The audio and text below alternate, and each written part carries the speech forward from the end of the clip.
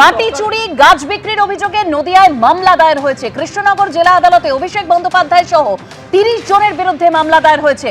নদিয়ার পলাশীতে সুগার মিলের সরকারি জমি থেকে মাটি কাটার অভিযোগ, মূল্যবান গাছ কেটে বিক্রি, সরকারি সম্পত্তি নষ্টের অভিযোগেও মামলা দায়ের হয়েছে। কৃষ্ণনগর আদালতে মামলা দায়ের নদিয়ার দেবগ্রামের সমাজকর্মী বাপন ঘোষের। অভিষেক বন্দ্যোপাধ্যায়ের মদতে স্থানীয় দুষ্কৃতীরা মাটি কাটত, গাছ বিক্রি করত দাবি করেছেন মামলাকারী। একাধিকবার পুলিশ প্রশাসনে অভিযোগ জানিয়েও কাজ হয়নি উল্লেখ করা হয়েছে এই মামলায়। প্রতিবাদ করায় আন্দোলনে যুক্তদের জীবন্ত পুড়িয়ে মারার হুমকিরও অভিযোগ। আমাদের এই নদিয়া ডিস্ট্রিক্টের কালীগঞ্জ থানায় একটা ঐতিহাসিক সুগার মিল রয়েছে। এই মিলের তৃণমূল সরকার আসার পরে এদের নেতা নেত্রীদের মদতে এই মিলের একাধিক যন্ত্রাংশ চুরি হয়ে যায় এবং 33,000 বিঘা জমি রয়েছে এই মিল কোম্পানির আন্ডারে।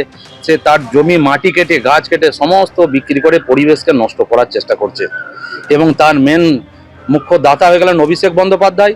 এবং এখানে যারা বিধায়ক ছিলেন হাসানুজ্জামান, নাসিরউদ্দিন আহমেদ, উনি এখন প্রয়াত হয়ে গেছেন। বর্তমানে ওনার মেয়ে আলিফা আহমেদ, যার কারণে বিগত দিনে এখানকার সরকার পাবলিক অনেক কমপ্লেন করেছিলেন।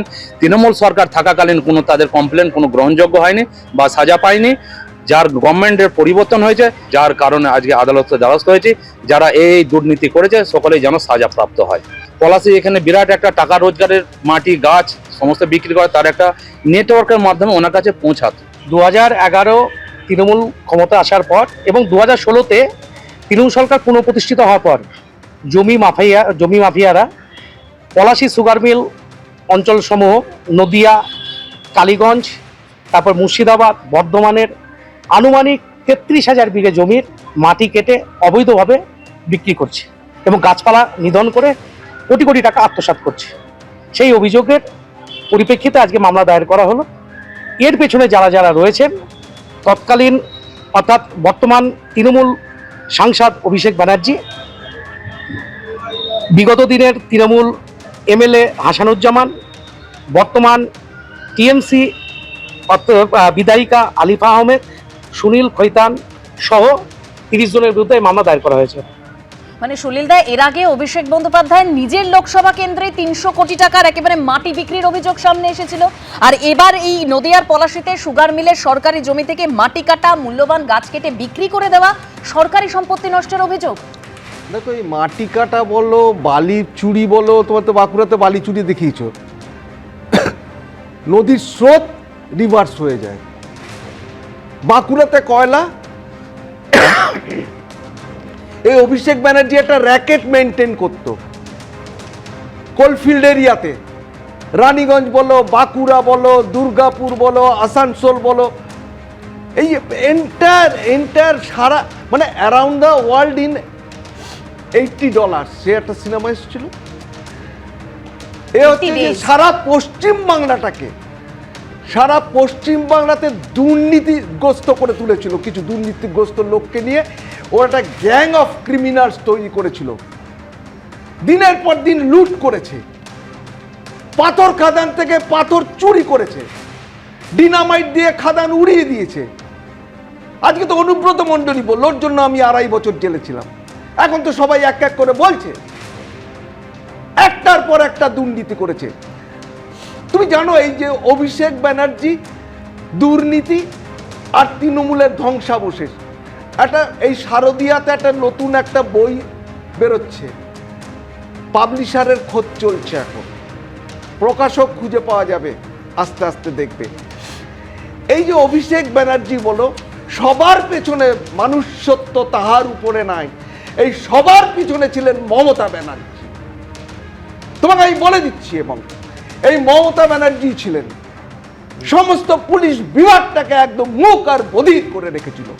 দিনের পর দিন দুর্নীতি all around West Bengal, state of West Bengal. Abhishek Mrityunjoy দাঁড়াও, আমার একটা কথা আপনার বলতে সুবিধা হবে। আপনি বললেন না যে অনুব্রত মণ্ডল বলছে 2.5 বছর জেল কেটেছে অভিষেক বন্দ্যোপাধ্যায়।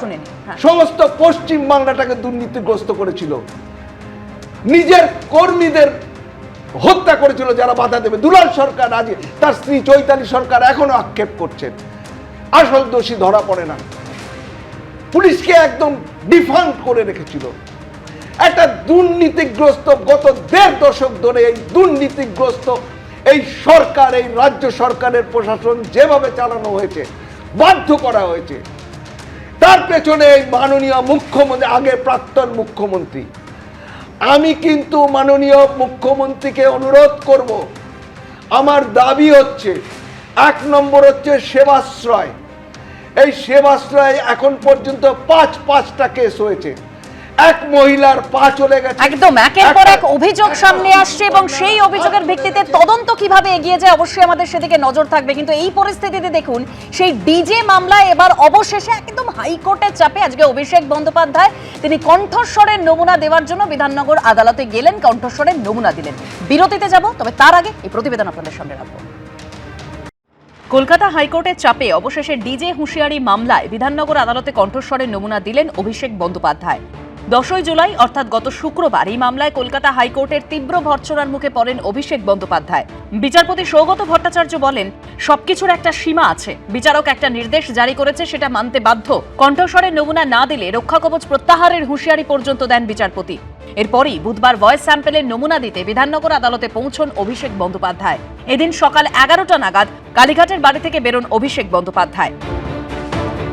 এতদিন তার গাড়ির ফুটবোর্ডে নিরাপত্তা রক্ষীদের দেখা যাচ্ছিল, যা নিয়ে মামলাও হয়েছে। এদিন একাধিকবার ট্রাফিক জ্যামে তার গাড়ি আটকালেও সেই ছবি দেখা যায়নি, বরং প্রত্যেকবার গাড়ি থামলে কনভয় থেকে নেমে এসে নিরাপত্তা রক্ষীরা গাড়ি ঘিরে ধরেন। বেলা 11:49 বিধাননগর আদালতে পৌঁছন অভিষেক বন্দ্যোপাধ্যায়। গত শুক্রবার অভিষেক বন্দ্যোপাধ্যায়ের আইনজীবী সওয়াল করেছিলেন তার মক্কেল হাজিরা দেবেন, কিন্তু ডিম ছোড়া থেকে রক্ষা করুন। কলকাতা হাইকোর্টের তরফে নির্দেশ দেওয়া হয় অভিষেক বন্দ্যোপাধ্যায়কে যেন ডিম ছোড়া বা অন্য হেনস্থার শিকার হতে না হয় তা নিশ্চিত করতে হবে পুলিশকে। বুধবার আদালত চত্বরেও দেখা যায় নিরাপত্তার কড়াকড়ি, ঢাল দিয়ে গার্ড করে আদালতে ঢোকানো হয় অভিষেক বন্দ্যোপাধ্যায়কে। তার কণ্ঠস্বরের নমুনার যে টেকনিক্যাল প্রসেস সেটা আদালতে শুরু হয়েছে, আর হয়তো কিছুক্ষণ হবে এবং তারপর তিনি এখান থেকে বেরিয়ে যাবেন। প্রায় 2.5 ঘন্টা আদালতে ছিলেন অভিষেক বন্দ্যোপাধ্যায়। ভিতরে চলে কণ্ঠস্বরের নমুনা দেওয়ার প্রক্রিয়া। মূলত ফরেন্সিক বিশেষজ্ঞরা তাদের কাছে থাকা যে অত্যাধুনিক যে অডিও রেকর্ডার বা যে মাইক্রোফোন, তার সাহায্যে অভিযুক্ত যে বক্তব্য রেখেছিলেন সেই বক্তব্যে যে শব্দগুলো ব্যবহার করেছেন সেই শব্দগুলিকে উচ্চ কণ্ঠে পড়তে বলা হয়। মূলত এটাকে রেফারেন্স অডিও হিসেবে তারা কালেক্ট করে এবং পরবর্তীকালে ফরেন্সিক ল্যাবে পরীক্ষা করার পর সায়েন্টিফিক এভিডেন্স হিসাবে আদালতের কাছে সেটি জমা পড়ে। আজকে কোর্টে একটু আগে রিটিন আবেদন হয়েছে, আমরা একটা পিটিশন সাবমিট করেছি, আমার অ্যাডভোকেটরা সব পিটিশন সাবমিট করেছে যে অভিষেক ব্যানার্জির নাম করে কিছু থ্রেট আসছে আমাদের কাছে। পশ্চিমবঙ্গের ইতিহাসে সর্বপ্রথম অভিষেক ব্যানার্জিকে কোর্টে আসতে হয়েছে, এটাই অনেক, এবং ভগবানকে মাটিতে আনানো হয়েছে এবং আজকে আমাদের এই বিচার ব্যবস্থার যে মন্দির, সেই মন্দিরে তাকে প্রবেশ করতে হয়েছে। ভোট প্রচারে বারবার ডিজে বাজানো নিয়ে হুঁশিয়ারি দিতে শোনা গেছে অভিষেক বন্দ্যোপাধ্যায়কে। 4 তারিখে রবীন্দ্রসঙ্গীতের সাথে গ্রামে একটু করে ডিজেও বাজবে। এরপর তাঁর বিরুদ্ধে উস্কানিমূলক ভাষণ, হুমকি এবং শান্তি বিঘ্নিত করার অভিযোগে এফআইআর হয়। অভিষেক বন্দ্যোপাধ্যায়ের কণ্ঠস্বরের নমুনা নেওয়ার কথা বলে বিধাননগর আদালত। সেই নির্দেশকে চ্যালেঞ্জ করে কলকাতা হাইকোর্টে যান তৃণমূল সাংসদ।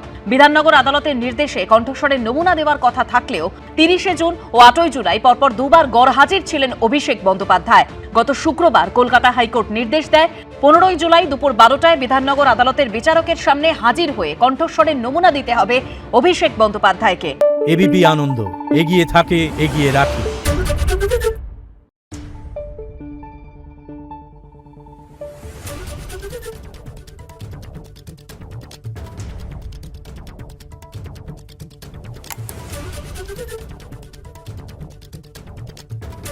Thank you.